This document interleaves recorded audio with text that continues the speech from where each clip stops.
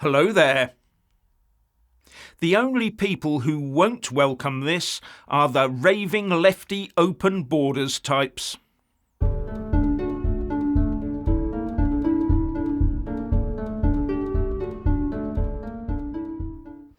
Dodgy lawyers. Who'd have thunk it?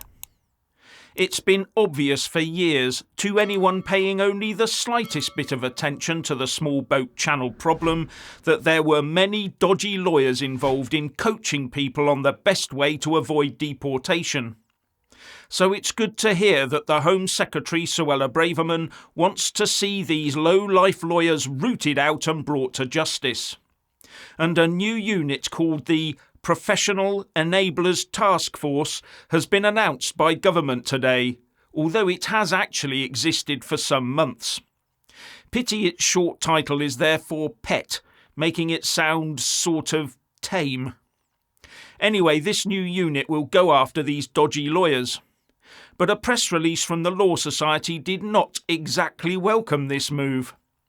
The government regulators and law enforcement agencies already have the powers they need to deal with immigration advisors engaged in misconduct, it said.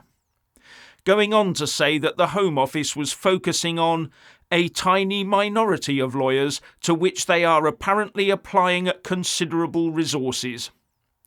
And then it pointed at the significant asylum claims backlog. A backlog not helped by dodgy lawyers one jot.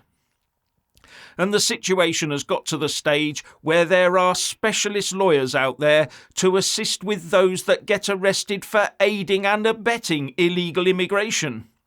It's a growing legal industry and will only get worse as our borders become more and more porous due to the politically activist lawyers, friendly courts and inactive politicians, while the taxpayer picks up the ever-growing tab.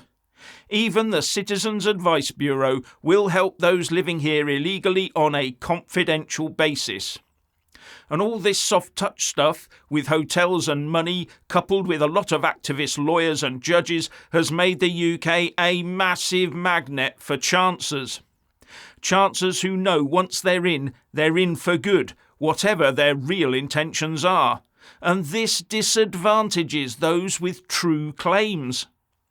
And ordinary people in the UK are getting more exasperated at this by the day. Now, I get that people will want to help a worthy cause, but most people have woken up to the fact that they're not all worthy causes. Some are coming here to engage in downright criminal activity, as we find out with the constant drip of news about this. And let's put to bed this lie that opening up more legal routes for asylum seekers will stop the flow of boats. No, it won't, because those that know or suspect they will never be accepted through a legal route will still just hop on a boat anyway. We need to get rid of the magnet. And part of that is cracking down on dodgy lawyers who help those with little or no hope of staying here by cobbling together enough of a story to clamber over the already low legal bar to entry. Not only that, to help them secure the plushest accommodation while they are here. Those destined for the Bibi Stockholm barge accommodation are being told to say they are terrified of water. Terrified of water, having just climbed out of a very precarious rubber dinghy on the eastern shores of the UK? You have to be kidding me. These people are making a mockery out of the UK injustice system. Now, the crime of assisting unlawful immigration is punishable on indictment with a life sentence, a fine, or both.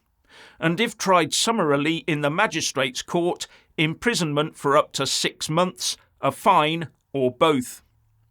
And with the level of collusion by some lawyers, as illustrated in a recent Daily Mail article, it's about time some arrests and sentences were carried through.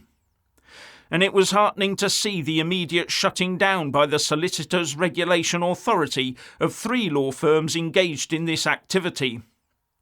So they had no idea this was going on until now? Some regulator. And given the law, why are people freely able to assist illegal activity? Why are they allowed to operate freely across the Channel in places like Calais? Yes, I know that's in France, and UK law does not apply there. Maybe a tweak in the law is required so that those who are engaged in this activity abroad, who do come back to the UK afterwards, can be arrested under some form of extraterritorial jurisdiction. Now, the first thing we need to do to deal with this properly is for the UK to at least legislate to keep this issue out of the purview of the Council of Europe's European Convention on Human Rights, the ECHR. Or, more preferably, to leave that institution completely. The ECHR and its courts have become a stick with which to beat its wealthier member states over the head with, in order to justify its continued existence. The whole point of the ECHR was to prevent another set of events like those that happened in the 1940s. But the first thing it did when Russia invaded Ukraine for the second time, remember it had already taken the Crimea back in 2014, then it returned more recently for another bite, and the first thing the Council of Europe did was to suspend Russia's membership and later hoof it out.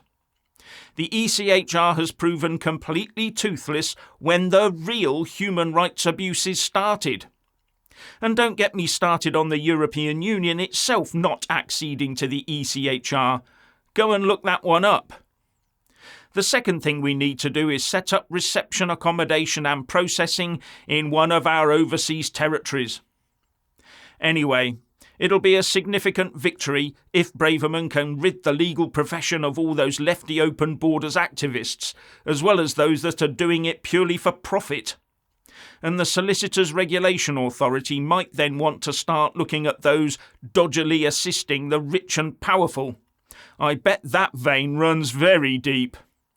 And if the Solicitors Regulation Authority and the police don't get a grip and show results quickly by getting these people in front of the courts and hopefully interclink together with a bankruptcy initiating fine, then it can only further damage what is left of the reputation of our entire injustice system. Now, another initiative that is being talked about is the offer of a place on the Bibi Stockholm being enough to satisfy the law in housing asylum seekers. And if they don't take that offer up, then there won't be anything else. With the Justice Secretary Alex Chalk saying they can't just pick and choose. It's not about choice, it's about reasonable provision. We are not saying take your pick. What is perfectly legal is for the British people to say, this is what we are offering, he told BBC Radio 4's Today programme. And he went on to say, it's not 4-star accommodation, but it's perfectly safe and complies with fire safety regulations. It's Spartan, it's a bit austere, but frankly, that is not unreasonable. And I think most people in the UK would agree with him on that point. Although that accommodation should be built and operated in one of the UK's overseas territories. But lawyers once again do appear to be dodgily assisting our newcomers, because I do wonder where this sudden fear of water sprang from. So it's still going on after those 3 dodgy firms were shut down. So there's a lot more of them to be weeded out, isn't there?